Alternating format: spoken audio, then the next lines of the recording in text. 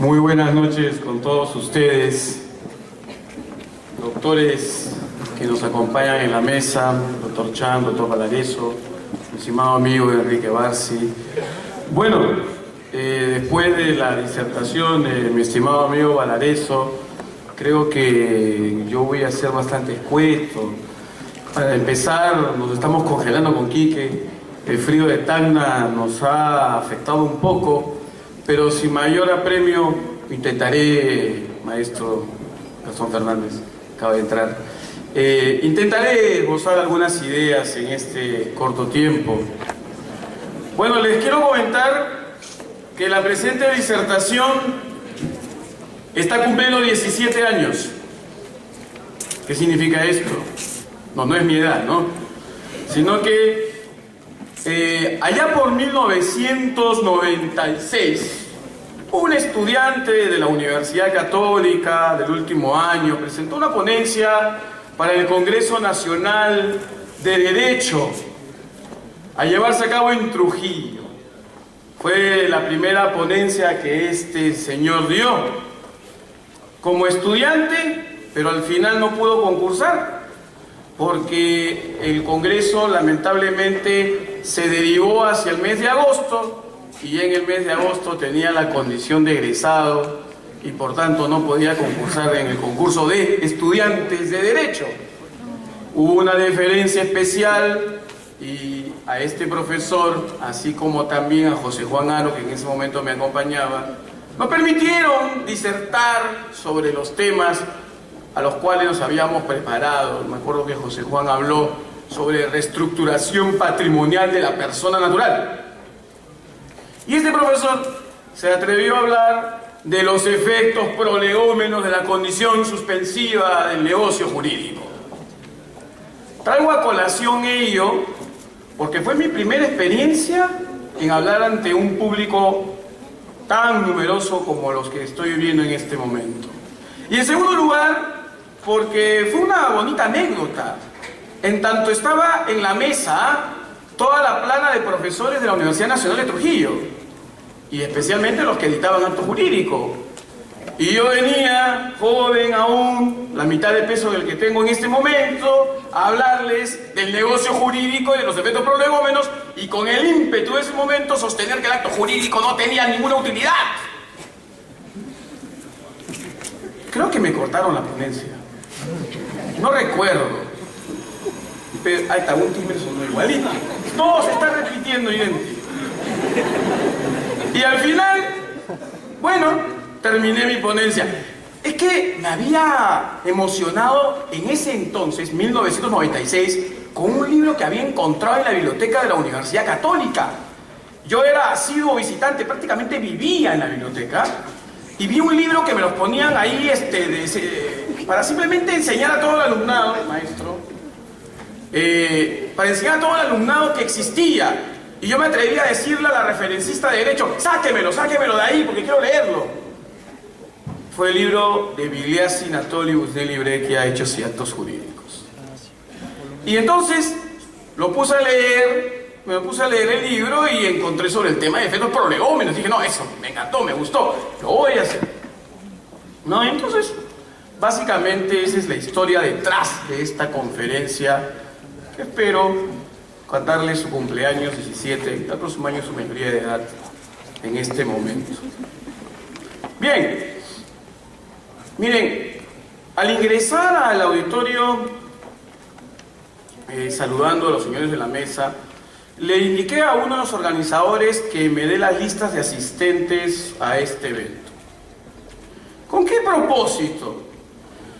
Porque voy a decir lo siguiente. Si todos ustedes logran un promedio de rendimiento académico superior a 18 en todos sus cursos, al término del año donaré a cada uno de ustedes, y por eso voy a buscarlos, a estudiarlo, un libro inédito de los ponentes de este evento, autografiado por cada uno de ellos. Escucharon bien y está filmado, ¿eh? Espero no volverme pobre. Ya saben, 18 de promedio en todos los cursos. ¿Qué es lo que ha sucedido al momento de expresar esta voluntad, aparte de pensar, mis amigos, que de repente me dio una locura temporal por el frío? Casualmente, ese es el punto de partida de mi disertación. Vamos a hablar sobre modalidades del negocio jurídico. Bien, yo sí creo, y voy a hacer unas ideas preliminares a lo que voy a hablar como tema neurálgico. Yo sí creo en la tesis del negocio jurídico desde un enfoque normativista. Ergo, desde mi punto de vista, el negocio jurídico vendría a ser el resultado de la autonomía privada, creadora de normas jurídicas privadas. Por tanto, el negocio jurídico vendría a ser una regla o un conjunto de reglas, según como quieran ustedes observarlas, que van a ilustrar, van a orientar el desarrollo de las relaciones jurídicas que surgen de la autonomía privada ejercida. Entonces, desde mi punto de vista, el negocio jurídico reconoce una estructura que todos ustedes deben haber visto en sus aulas universitarias: presupuestos, elementos y requisitos. No me voy a detener en la teoría del negocio jurídico porque no es el propósito de mi disertación, solamente es una antesala a lo que voy a hablar. Resumir nada más que entre los presupuestos yo reconozco a los sujetos y a los objetos, entre los elementos a la declaración de voluntad, a la causa y a la forma, y entre los requisitos a la gente capaz, objeto físico y jurídicamente posible, fin lícito, forma exigida por ley bajo sanción de nulidad, y la voluntad sin vicios o voluntad incólume. Pero también solemos decir que este negocio jurídico va a producir los efectos jurídicos deseados por los sujetos, pero en algunos momentos esos efectos pueden verse o suspendidos o interrumpidos según la modalidad que se haya utilizado. Las modalidades son habitualmente expuestas como elementos accidentales, entendiéndose ello como una afectación de la eficacia natural del negocio. Es como en las normas jurídicas cuando suspendemos su eficacia por un espacio de tiempo, ese es en el caso del plazo, o ante la ocurrencia de un suceso, como podría ser en el caso de la condición. Cuando hablamos de condición, hacemos referencia a una modalidad negocial. Ojo que abro una primera nota a pie de página, porque luego voy a confrontarlo con también las modalidades, pero de la relación obligatoria. La condición se dice normalmente que es el hecho futuro e incierto. Un acontecimiento o suceso que no depende del dominio de los sujetos para su producción y que se realiza en un momento posterior a la celebración del negocio jurídico. Respecto de la condición, se alude a los efectos de la condición, sea suspensiva o resolutoria, es decir, desde que será el hecho futuro incierto se produce el efecto negocial, o desde que será el hecho futuro e incierto se interrumpe el efecto negocial. Pero también ustedes recordarán que hay condiciones de otro tipo. La denominada condición impropia, negada por sector de la doctrina, que es aquella que refiere a hechos pasados pero inciertos, y la condición potestativa, que se refiere a situaciones que dependen de la voluntad de uno de los sujetos en su producción. Bien, entonces, hasta este momento ya estamos en la puerta de lo que vamos a exponer en esta presentación. Hemos señalado que la condición, como modalidad del negocio jurídico, produce efectos frente al negocio jurídico, suspendiéndolo o resolviéndolo. ¿Es una bomba? Efectos especiales. ¿Qué pasó? Era los carabineros, allá, Marta. Ah, muy bien, muy bien. Está. Es que está celebrando 17 años esta ponencia. Bien. Entonces, por otro lado, tenemos nosotros el efecto que la modalidad del negocio jurídico produce como tal. Es decir, efecto frente al negocio y efecto de la modalidad como tal, su efecto natural. Y es en ese segundo momento donde me voy a detener. Siempre he escuchado en las clases de Derecho, y perdón, no estoy siendo irónico con lo que voy a decir, que cuando un negocio está sometido a condición suspensiva, es como si estuviera dormido el negocio. Y que luego de que la condición se realiza, se despierta el negocio. Esto me trae a colación la Bella Durmiente, ¿no? Realmente está dormido. Pero ojo, hasta cuando estoy dormido, yo estoy soñando. Y como estoy soñando, yo existo. Ya me fui hasta la filosofía, ¿no? El tema es que el negocio produce efectos. No, porque está sometido a la condición suspensiva, si es que hablamos de ello. Pero, ¿existe algún efecto jurídico en ese espacio, en ese interín, entre la celebración del negocio y la producción del efecto? Por ejemplo, lo que acabo de decir hace un momento, de que le voy a dar libros a todos ustedes si sacan ese promedio de 18. Hasta el momento que termine el año y veamos y verifiquemos en un lista que sacó cada uno de ustedes 18. En ese interín, ¿existe algún efecto? Bien, yo creo que sí. ¿Por qué? Porque, primero, el derecho de ustedes ha surgido desde el momento en que yo he declarado la voluntad. Pero ese derecho está suspendido. Ese derecho aún no puede ser ejecutado, puesto que no se ha dado el hecho futuro e incierto. Esto es lo que se conoce como expectativa. Ustedes se encuentran en una situación jurídica subjetiva de expectativa, por la cual solo y solo si se realiza el hecho futuro e incierto, ustedes podrán exigirme a mí la entrega de cada uno de los libros que he ofrecido. Mientras que, en mi caso, yo me encuentro ante una situación de un compromiso sometido a que se dé el hecho futuro e incierto. Estoy sujeto, una sujeción a que se realice o produzca el efecto de entregar los libros en tanto la condición se realice. Entonces, no estamos hablando de la relación jurídica obligatoria que puede surgir de este contrato de donación. Recordarán que yo dije, te donaré o les donaré. Sino que estamos haciendo referencia a la relación jurídica que surge entre ustedes y mi persona antes de que se realice esa condición. Esa etapa es la que se conoce como etapa de pendencia. Y esa etapa de pendencia es la que refiere a los efectos prodrómicos o prolegómenos del negocio. ¿Esto qué quiere decir? Que estamos en un momento previo a los efectos naturales del negocio jurídico. Es como si yo les dijese, si hablásemos en sentido normativo público, que ya se publicó la norma y aún esta norma no produce plenos efectos porque la ley ha puesto un plazo.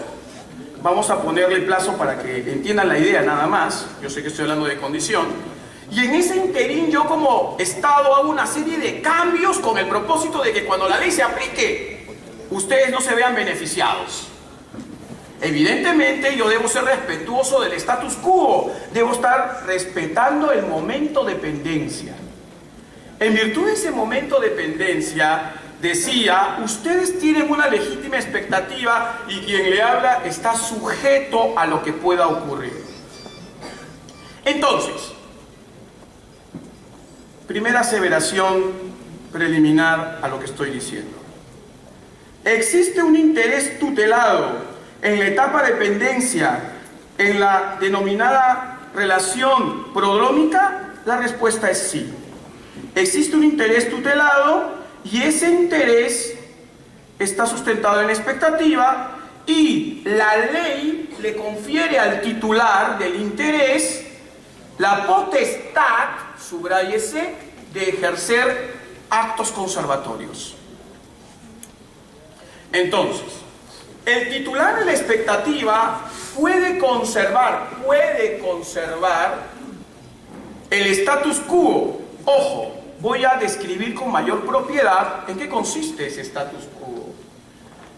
Miren, existen dos escenarios que deben ser protegidos en el tiempo de pendencia. Uno es el escenario relativo al bien y el otro es el escenario relativo a la realización de la condición. ¿Qué significa esto? Imagínense que yo en este momento, al día siguiente de esta disertación, digo, no sé qué hice, le prometí a todo el auditorio que le voy a dar libros.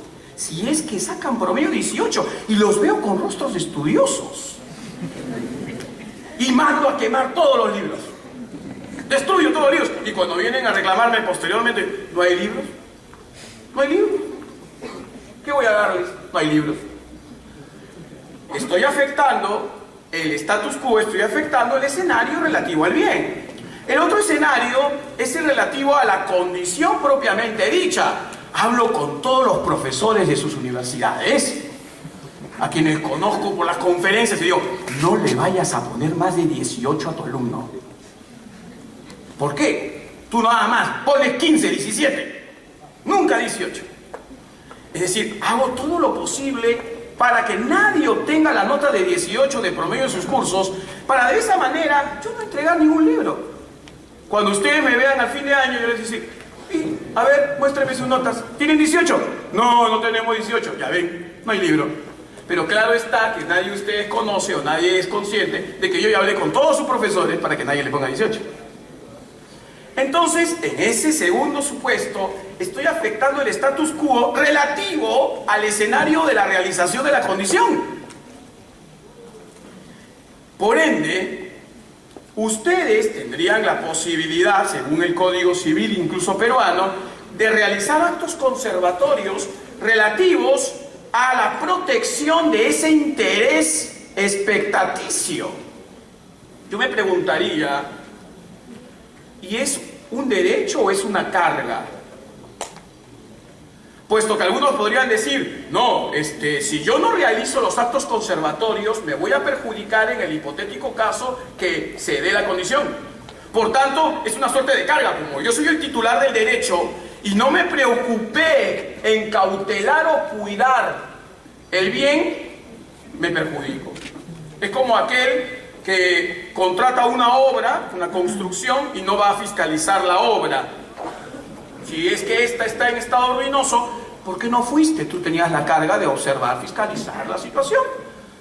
Yo no creo que así podamos conceptualizar ello. Me parece que hay un derecho por parte del sujeto a realizar actos conservatorios y por otro lado está la sujeción del sujeto, que en este caso soy yo en el ejemplo, de no perjudicar el status quo.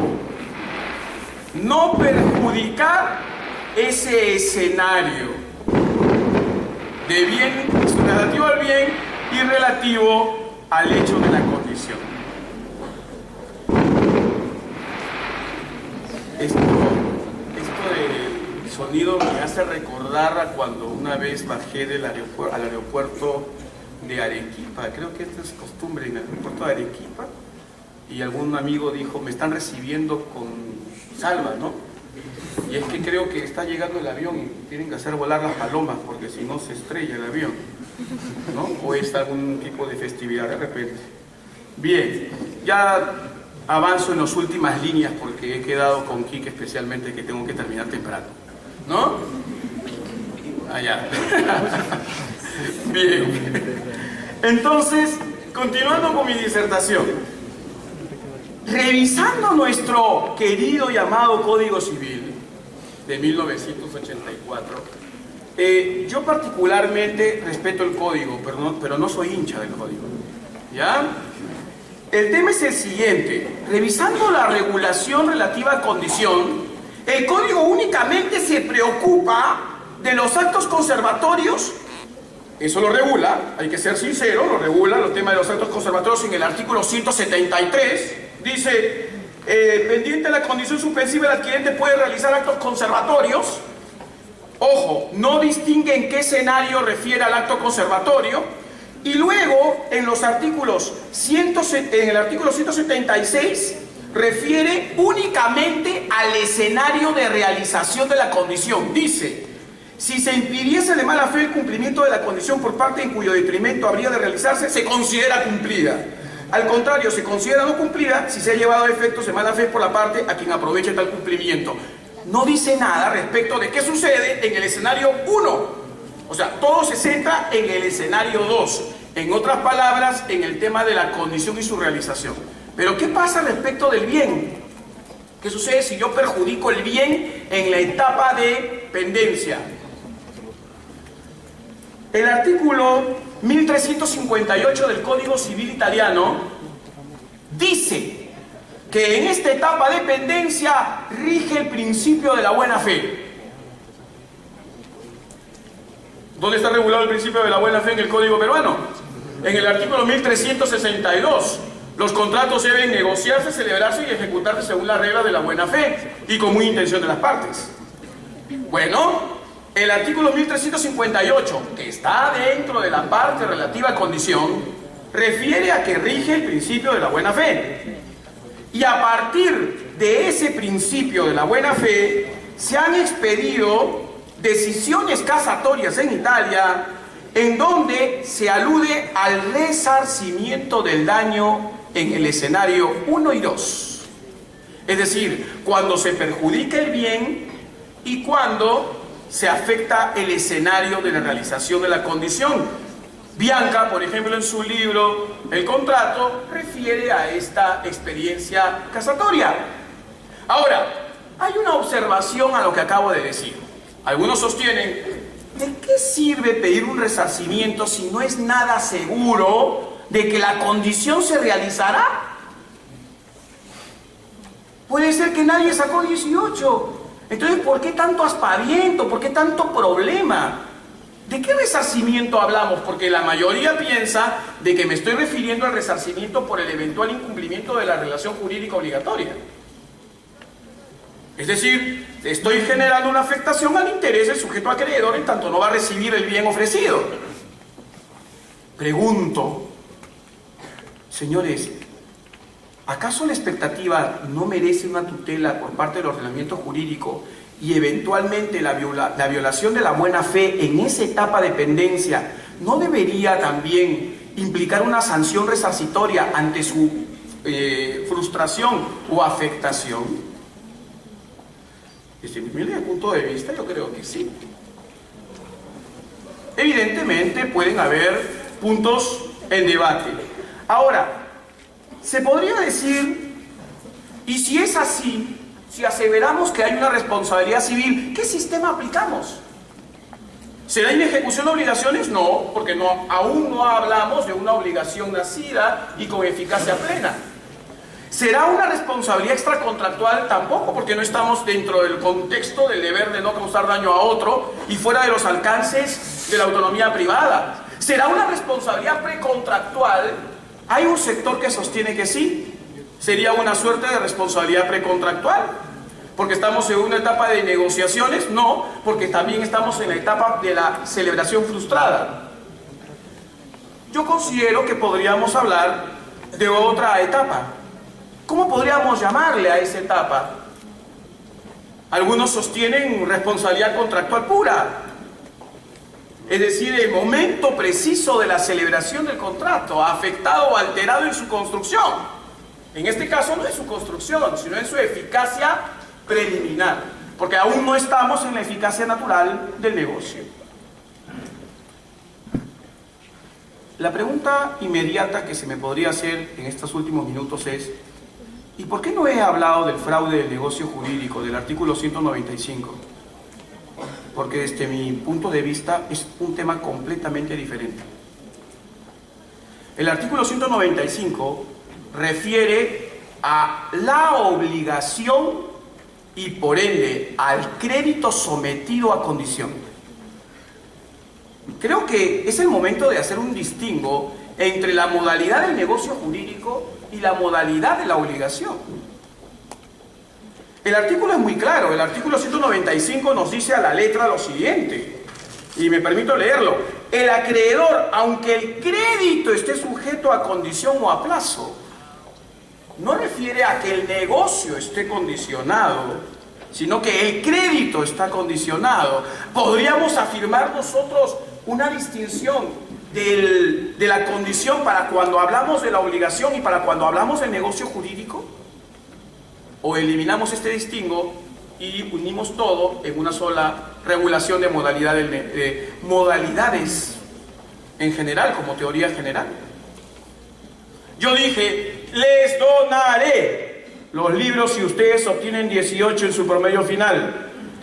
Sería igual a decirles, he celebrado un contrato, por ejemplo, con el señor, en virtud del cual él es esas personas que venden productos medicinales, ¿no? Y yo le digo, te doy esos productos medicinales, te pago tú por lo que has vendido. Y además, tú tienes que hacer la denominada cadena, es decir, convencer a otros 3 y esos también a otros 3. Y si se da que ellos venden, tú ganarás. Ese si se da que ellos venden, tú ganarás, me parece que sí se acerca más a una modalidad de la obligación que a una modalidad del negocio jurídico. Por tanto, una cosa es la tutela precautoria del interés en este contexto que he hablado, y otra es la tutela preventiva del crédito. Hago ese distingo entre la tutela preventiva o precautoria del interés sometido a condición suspensiva de la tutela preventiva del crédito, que todos muy bien conocemos, y donde está el sustento del fraude del negocio jurídico. Bien, entonces, ¿cabe la responsabilidad civil en este escenario? Considero que sí cabe la responsabilidad civil en este escenario. Considero que debemos reconocerle a la modalidad negocial su espacio y que existe una relación prolegómena o preadómica en esa etapa sometida a condición suspensiva en el ejemplo que yo he dado. Solo espero que no saquen 18 de promedio final en el año. Para terminar, a mí me siento muy a gusto el día de hoy. No solamente me siento muy a gusto porque estaba cada vez convenciéndome que los civilistas estábamos en peligro de extinción. Porque cuando enseño en la Academia de la Magistratura y me invitan a enseñar civil, solamente tengo 3 alumnos.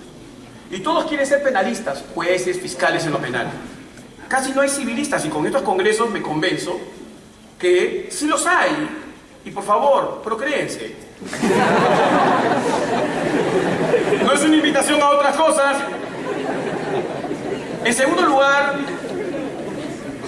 ha coincidido la suerte de estar en este instante hablando junto a quien considero mi maestro de Derecho, el maestro Gastón Fernández Cruz, a quien yo cariñosamente le digo mi super saiyajin, ¿no?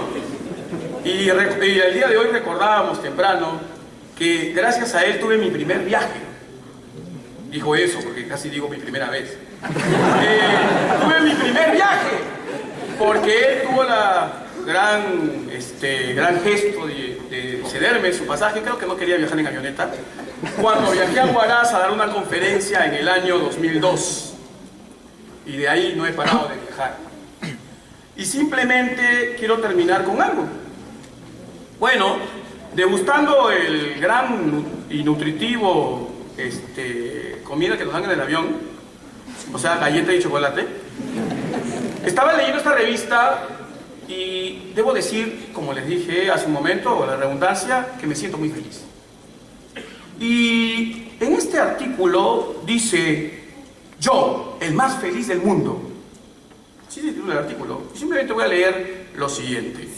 Y dice, la felicidad es una forma de ser que viene con el amor altruista, con la fuerza interior, la libertad y la serenidad, y que puede ser cultivada día tras día, mes a mes. Una cosa es clara: La búsqueda de la felicidad está íntimamente relacionada con el altruismo. Por ende, no existe cuando aparecen actos egoístas. Las personas que son más generosas suelen ser las más felices. Las investigaciones han comprobado que es emocionalmente bueno dar como también recibir. Y eso es claramente la enseñanza que me instruyó mi maestro Gastón Fernández, y acá veo con orgullo a mis asistentes de la San Marcos, y también espero que ellos lo cultiven y todos seamos felices. Muchas gracias.